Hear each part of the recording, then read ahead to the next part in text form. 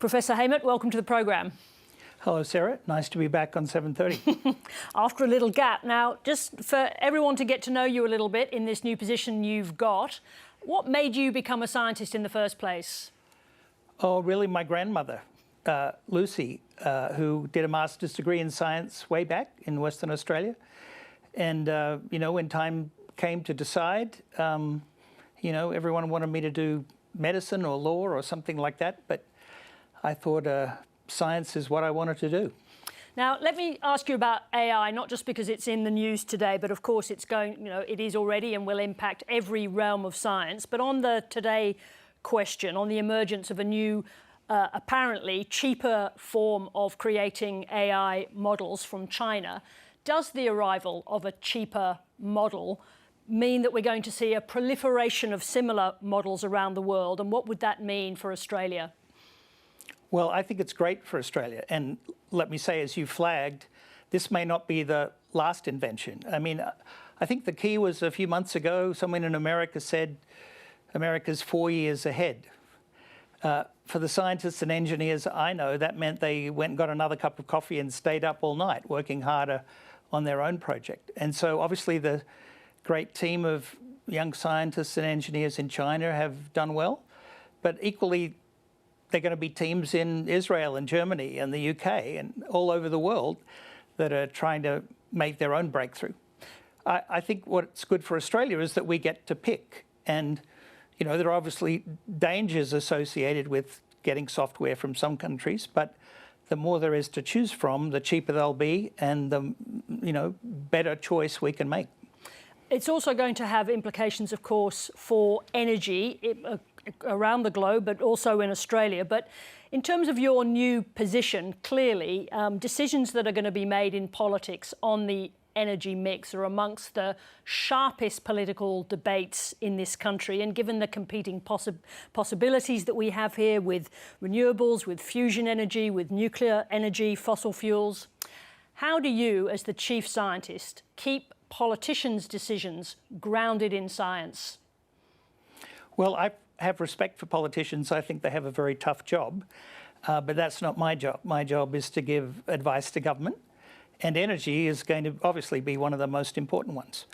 I tend to spend more of my time on those forms of energy where Australia has a natural advantage. So solar, wind. I've mentioned wave energy a couple of times today that we haven't managed to get operating, but Australia has probably the world's best wave energy resource, all the way from Albany to Melbourne.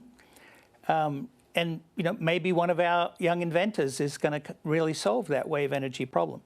So sustainable biofuels is another one where we need to make liquid fuel without making greenhouse gases, methane and CO2.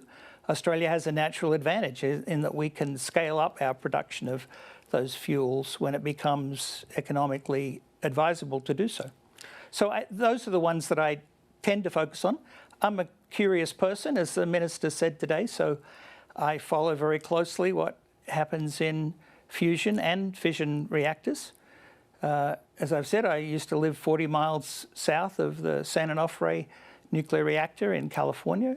Had a lot to do with its operation and its eventual shutdown. So I'm curious. I'm like to go and visit things.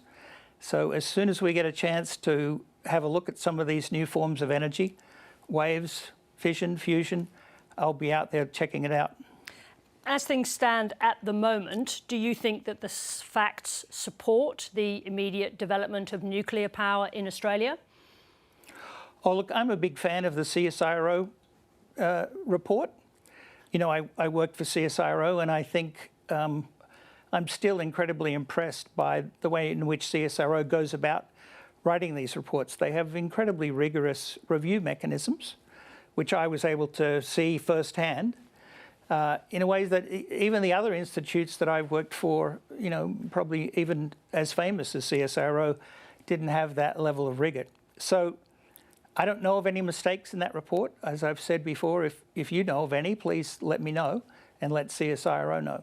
And so I think they probably calculated the costs of energy correctly. That's what I was about to say, because of course the CSIRO found that nuclear power remains the most expensive power available that could be available in Australia. Now, at the same time, you're talking about the strength and rigour of the CSIRO.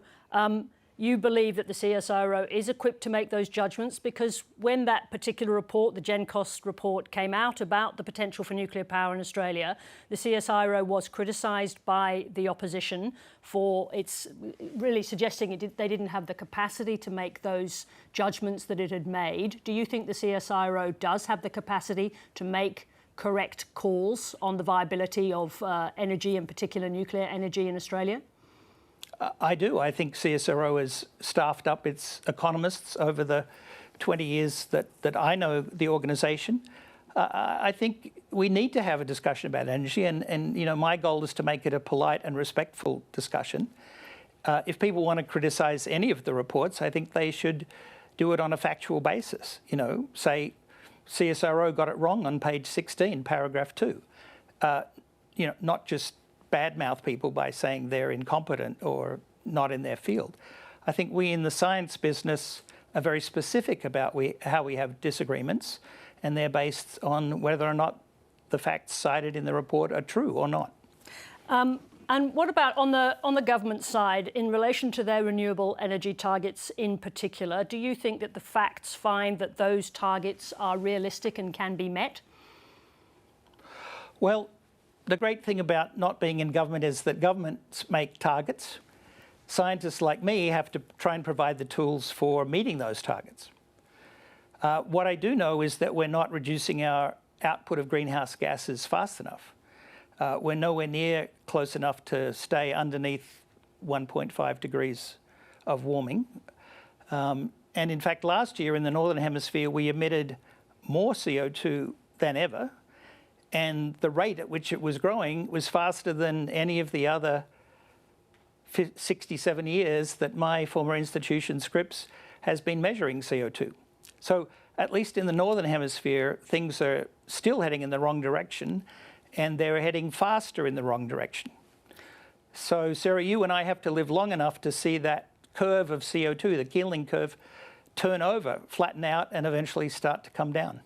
How do you talk to young people who've lived their life in the shadow of this knowledge about the danger to the planet of catastrophic global warming? How do you talk to young people about how they should think about the planet's future?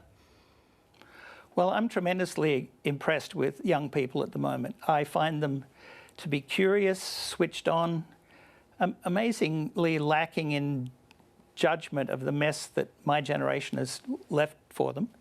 I think in one way they want to learn what we've discovered, and then we'll get out of the way.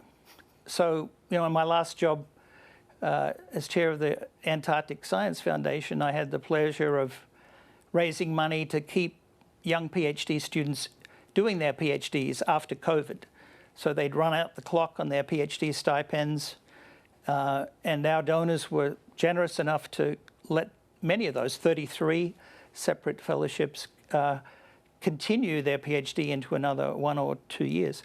And I just love the attitude of those people. They just say, look, you've handed us a rotten deal. Tell us what you know and get out of the way. Professor Haymet, congratulations again on the job, and we look forward to a continued long collaboration with 730 in your current role. Thank you. Thank you.